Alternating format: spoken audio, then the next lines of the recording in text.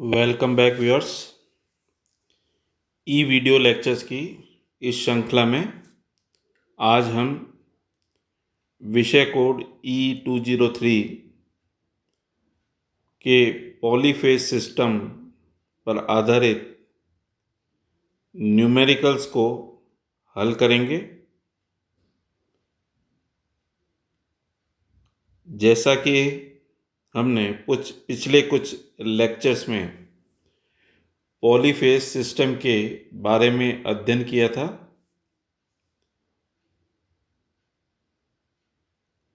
Polyphase system की requirement क्यों पड़ी, स्टार और डेल्टा कनेक्शन क्या होते हैं, इनके लाइन और फेज करंट और वोल्टेज के बीच में क्या संबंध होता है,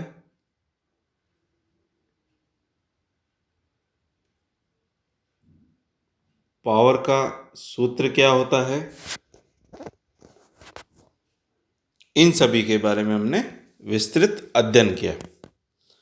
अब उसी अध्ययन के आधार पर आज हम कुछ न्यूमेरिकल्स को हल करेंगे।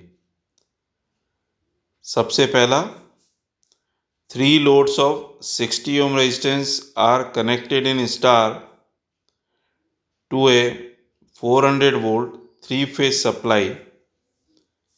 Calculate system phase voltage, phase current, line current, per phase power.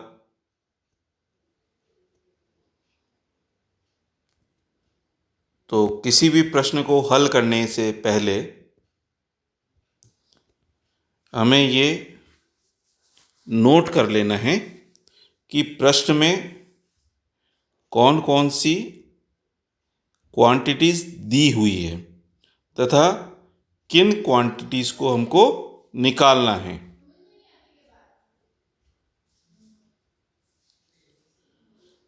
इस प्रश्न में एक स्टार कनेक्शन दिया हुआ है,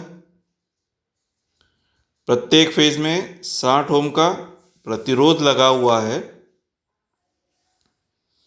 और लाइन वोल्टता का मान 400 वोल्ट है।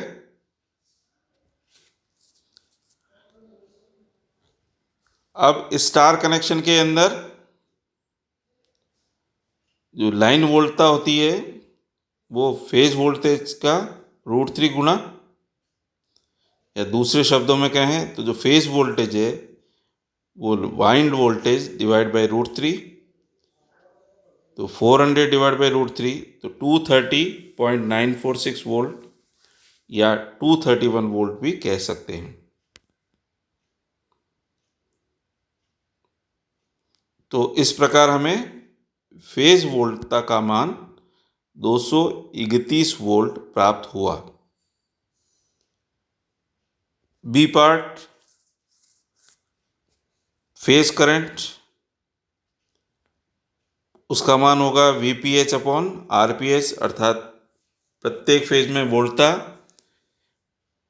डिवाइड बाई प्रत्येक फेज का इम्पिडेंस। यहाँ पर चूंकि इम्पिडेंस या प्रतिबाधा प्योर रेजिस्टिव नेचर की है इसलिए हमने यहाँ पे RPH लिखा है। तो 231 डिवाइड बाई 60, 3.85 एम्पियर। अब स्टार कनेक्शन के अंदर लाइन और फेज वोल्टता दोनों बराबर होती है, इसलिए IPH बराबर IL बराबर 3.85 एम्पियर। प्रत्येक फेज में जो पावर है उसका सूत्र VPH IPH cos phi, जहाँ फाई का मान प्रत्येक फेज में लगे लोड पर डिपेंड करेगा। यहाँ पर जो लोड है वो प्योर रेजिस्टेंस है और प्रतिरोध के केस में हम जानते हैं कि वोल्टता और धारा के बीच में कलांतर 0 डिग्री होता है, तो फाई का मान 0 होगा। तो cos 0 बराबर 1, तो 231 इंटू 3.85 इंटू 1, ये आ गया 889.35 वाट। तो इस प्रकार हमने एक स्टार कनेक्शन के लिए फेज वोल्टता, फेज करंट, लाइन करंट और पर फेज पावर का मान निकाल लिया। यदि हमें ये पूछा जाता है कि कुल शक्ति कितनी है, तो हम प्रत्येक फेज की जो पावर है उसको 3 से गुणा कर कुल शक्ति निकाल सकते हैं, क्योंकि यहाँ पर जो लोड है वो बैलेंस्ड है, अर्थात तीनों फेज में जो इम्पीडेंस का मान कह दो या दूसरे शब्द यहाँ पर जो प्योर रेजिस्टेंस है वो समान है, इसलिए हम इसे टोटल पावर के लिए इसे 3 से गुणा भी कर सकते हैं। दूसरा प्रश्न, 3 loads of 60 ohm resistance are connected in delta to a 400 volt 3-phase supply. Calculate system phase voltage, phase current, line current per phase power.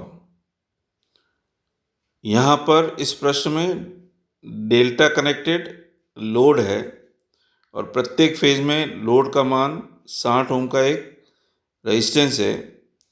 Line वोल्टता का मान 400 वोल्ट है।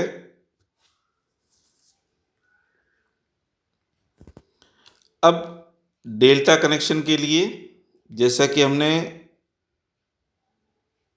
लाइन और फेज वोल्टता के बीच में संबंध निकाला था कि ये दोनों बराबर होते हैं, VL बराबर VPH बराबर 400 वोल्ट। फेज करंट IPH बराबर VPH अपॉन RPH, 400/60 बराबर 6.67 एम्पियर। तो यहाँ पर फेज करंट का मान 6.67 एम्पियर हमने प्राप्त किया है। अब एक डेल्टा कनेक्शन के लिए IL का मान √3 टाइम्स I फेज होता है, या √3 इंटू 6.67 तो 11.55 एम्पियर।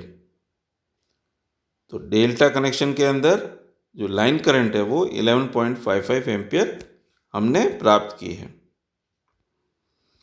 पर phase power VPH IPH cos phi, VPH का मान 400 वोल्ट, IPH का मान 6.67 और फाई का मान 0 डिग्री होने से cos 0 बराबर 1 होगा।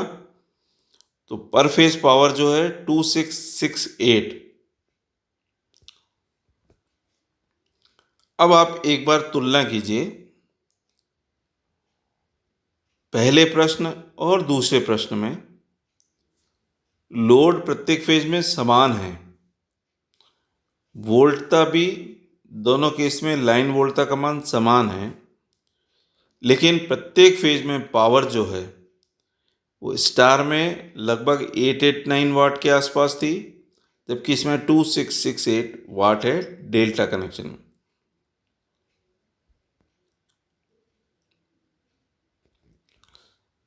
तो ये लगभग जो डेल्टा में जो पावर है पर फेज वो लगभग 3 गुना है स्टार में कनेक्टेड लोड के कंपैरिजन में।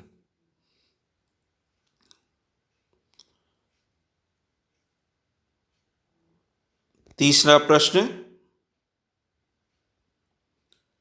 एक 8+j6 ओम प्रतिकला वाला त्रिकला संतुलित भार 415 वोल्ट प्रदाय से जोड़ा जाता है, तो स्टार संयोजन हेतु निम्न की गणना करनी है। पहला प्रतिबाधा अर्थात ZPH, फेज धारा अर्थात IPH, लाइन धारा IL और प्रत्येक कला में शक्ति व्यय PPH। पिछले दो प्रश्नों में हमने लोड एक प्योर रेजिस्टेंस माना था, यहाँ पर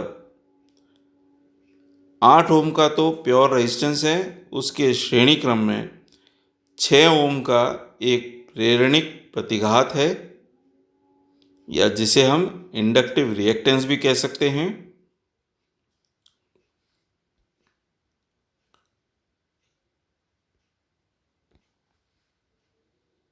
तो दिया हुआ है स्टार संयोजन है ZPH 8+J6, और जो लाइन वोल्टता है वो 415 वोल्ट। तो प्रतिकला जो बाधा है ZPH, उसको हम ये जो रेक्टेंगुलर या कार्टेशियन फॉर्म है, इससे पोलर फॉर्म में कन्वर्ट करेंगे। 8+J6 को जब हम पोलर फॉर्म में कन्वर्ट करेंगे तो हमें ये प्राप्त होगा 10, तो होगा इसका मैग्नीट्यूड, और 53.13 डिग्री इसका एंगल होगा। तो प्रत्येक फेज के अंदर जो प्रतिबाधा है वो 10 एंगल 53.13 ओम है। प्रत्येक फेज में धारा, चूंकि स्टार कनेक्शन है, तो VPH बराबर VL/√3। तो 415 जो कि VL का मान दिया हुआ है, उसमें जब √3 का भाग करोगे तो 239.60 वोल्ट प्राप्त होता है। IPH बराबर VPH/ZPH, 239.60 डिवाइड बाई 10, 23.96, और इसे हम 24 एम्पियर भी कह सकते हैं।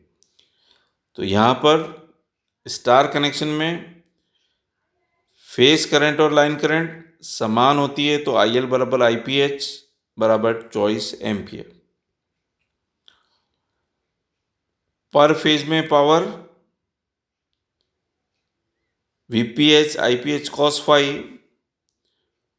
अब 239.6 तो इसका प्रत्येक फेज में वोल्टता है। लाइन धारा का जो मान है,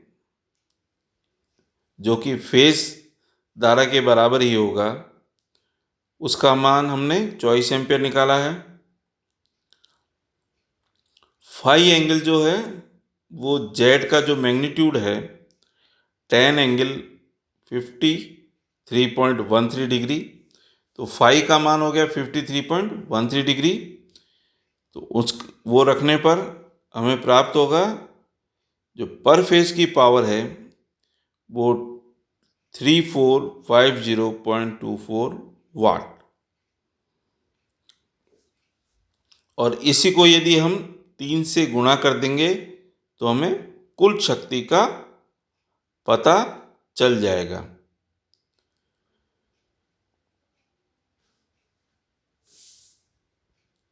तो आज हमने पॉलीफेज सिस्टम पर आधारित न्यूमेरिकल्स को हल किया, तथा पिछली क्रूज कक्षाओं में जो हमने थ्योरी का अध्ययन किया था, उन्हें हमने इस न्यूमेरिकल प्रॉब्लम्स को हल करने में उनकी सहायता ली।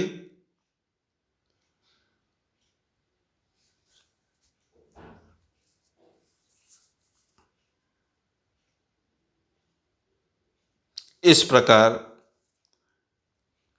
पॉलीफेज सिस्टम से संबंधित हमारा ये अध्याय यहीं समाप्त होता है।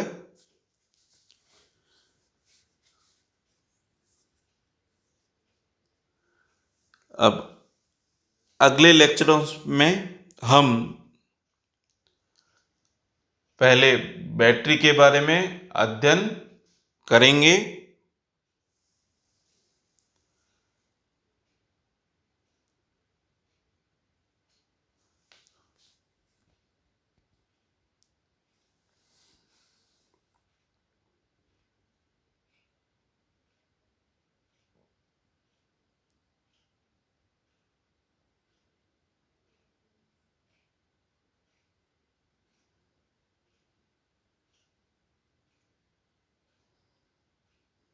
धन्यवाद।